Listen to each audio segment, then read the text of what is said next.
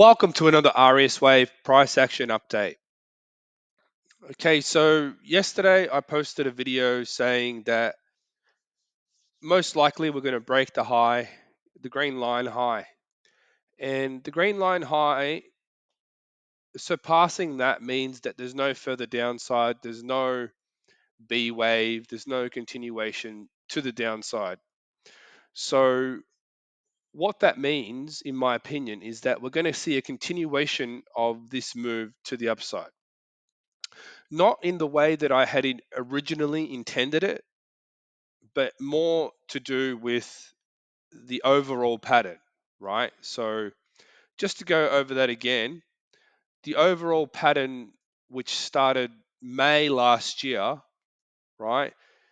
It could have either have been a 1-2, 1-2 pattern, but in doing research and looking at a whole bunch of top 20, top 30, even top 40 coins, I started to see a bit of a pattern going on in terms of what's the lowest we can go here. And as I mentioned yesterday, we've gone pretty low already. But the question or the key component here is to get the pattern understanding right. Even if the pattern doesn't appear to be exactly what AriasWave determines it to be, like for example, the fourth wave of here, this move here, right? This move here, what is that? And to me, it's something that I do teach in on the members portal, is that in complete corrections can take the form of a zigzag, even though it looks like a zigzag, right? It walks and talks like a zigzag, but it's not a zigzag, right? It's got other components in between, which is why I recommend you learn the waves properly, right? And some of the giveaways there are, you look at this move here, right? And you see in the middle is not the sharpest point. So you got to think, okay, well, does that mean that that's not a five-wave move? And that's the kind of thing that I'm talking about, right? So you could have had a like a sharp zigzag up, right? Sometimes zigzags can be sharp. There's nothing wrong with that.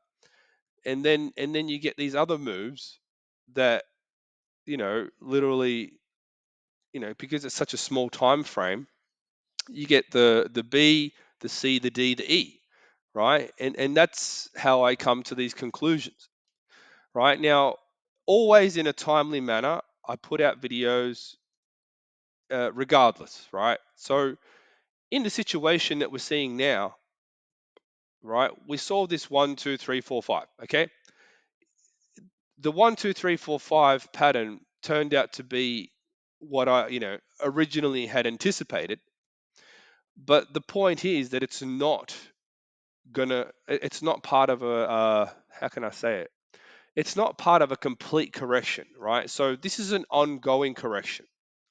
Okay, so as I mentioned yesterday, this is just an A wave, whereas before I had thought that potentially it was an A, B, C, D, E, right? And that type of thinking, it skewed my view a little bit, and then I gave it a break, gave it a rest, went away and looked at a whole bunch of different other coins, right? Thinking, okay, there's got to be some way to determine what these, what the general market, the broader market is trying to do right now. So in saying that, the first move down 2017 to 2020, fine, I can classify that as an A wave, right? Be it an expanded type 2 zigzag A wave.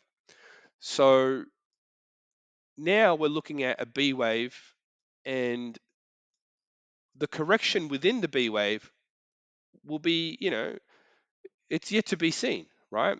Just like, for example, if you were tracking this, thinking that's a A wave, well, you had you later then you had your A, B, your C, D, E.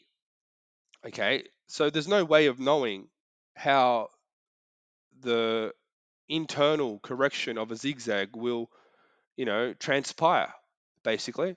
So, you know, what I'm trying to say is, like, now that we've had an A wave, what's to say we're not going to have a pretty big pump, in a B wave that exceeds the highs?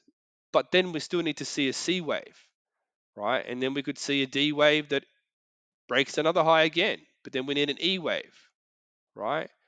And then we can go for C wave. So there's just no telling the kind of pump that you can see, right? Now, on the other hand, you could also see, um, like a small zigzag, C, small zigzag, D, small zigzag, E, and then you can see the pump, right? There's just no way. You just have to know the variances based on what you're looking at. The patterns, they vary all the time. Okay. Like, there's this coin I was looking at last night, and I'll give you an example, right? It's called Flow, right? Because like I said, I've been scanning all these markets, and I'll give you an example of something that I saw last night, which I took a trade on, right? So here I was looking at this, and it took off. It's already up, quite a bit. Like, I think it was like 20% or something. Anyway, so let me give an example. So looking for an A wave, or is it an A wave? It could be something more, right? It could be one, two, three. It could be something that's continuing to move to the upside. But how did I look at this pattern here? Okay. So the first thing I did, I looked at the first move up. Could be a wave one, could be an A wave. Okay. Secondly, right, there was a zigzag, right? There's nothing to say that's not an A wave. And then looking closely, I started to notice zigzag, zigzag, zigzag five, zigzag five. Right. And I'm like, this is a excellent example of what can happen in the markets, right? You know, higher highs, higher lows, right? So right around last night, this market was around. It actually was around, roughly around this area, right? So basically, I thought, okay, great. We have an A, we have a B, a C, a D, and an E. And I thought, great. Now nothing's going to come back down below the green line, right? And then, because if you're using leverage, obviously it can get pretty risky if you if you're leveraged up, if you know what I'm saying. So going down to the 15-minute chart, I'm like, okay, great. Let's have a look closely. Maybe we can find out some other subdivisions. So we know that we're expecting a move up. Now, mind you, this is really choppy looking on this chart. On the Binance futures chart, it looks a bit better, or you can find a better chart, whatever. But I saw a 5 wave move uh, up here. Like, it was around here, and then I saw. Wait, hang on, is that right? 1, 2, 3. 1, 2, 3, 4. Just got to look at the timing. The timing tells me everything. Right. So it was around this area. There was like A, B, C, D, E. Right. And I thought, okay, well, that's an entry point again. Right. You can put your stop down here and move your stop up.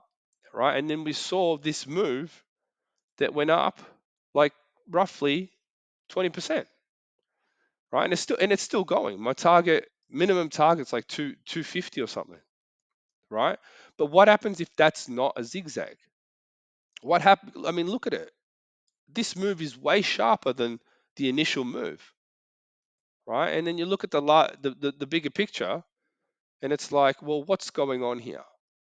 Is this actually bouncing, or is it just another correction because everybody thinks we're in a bear market, etc.? Right? These are the things that you got to be, cognizant of.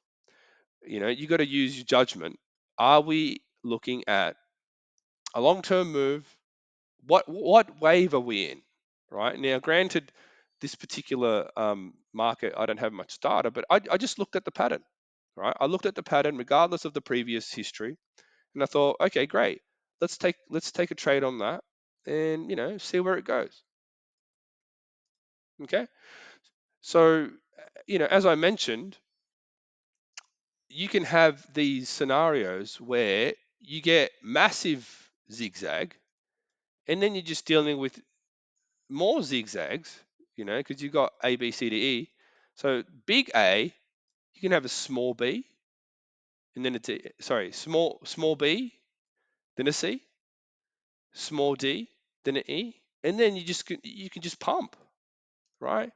And where would you pump? How high would you pump? Well, depending on where that E wave ended, you just measure the A wave, right? You measure the A wave, and depending on where that, you know, depending where that E wave ended, right? You just take that and you extrapolate it, right? Don't worry if it seems crazy, right? You don't know what the market's going to do, right? You have no idea. But then again, that's part of a large correction. This won't even be the complete correction. So basically, this is something that I've always said, is that more than likely you are always trading a correction. You're just in such a large correction that you don't know that you're in a correction, right? Even though you see these impulsive type moves, like if you zoom out historically, like hundreds, thousands of years, and if they had data that goes back that far, you would probably be in a correction, right? And that's because corrections are what you know they take the longest, and usually you are in one. And even if you think you're not in one, well, it's probably part of a larger correction, part of a larger pattern unfolding over time. It's an amazing thing. AriasWave blew my mind when I discovered it. So to me, I swear by it. I use it. You can use it on any chart as long as you see the pattern forming. You take a calculated risk, right? You can use this type of trading forever, and you don't need to use indicators, moving averages, all that sort of stuff, right? um, all that stuff's subjective, right? It's easy to see it in hindsight. Like you can go watch this strategy on moving averages and stochastics and this and that, right? But that's you're playing hindsight Harry here, right? We're trying to do things ahead of time, right? And I know this is an XLM update, but I mean, even the scenario with Bitcoin, right? Like small degree, right? I said we won't go back down below the green line. And look what's happening. 25,000 was my target. Okay? So if that doesn't tell you that this thing works, well, I don't know how else to get to you. Hopefully you found this video interesting and informative. Thank you for watching.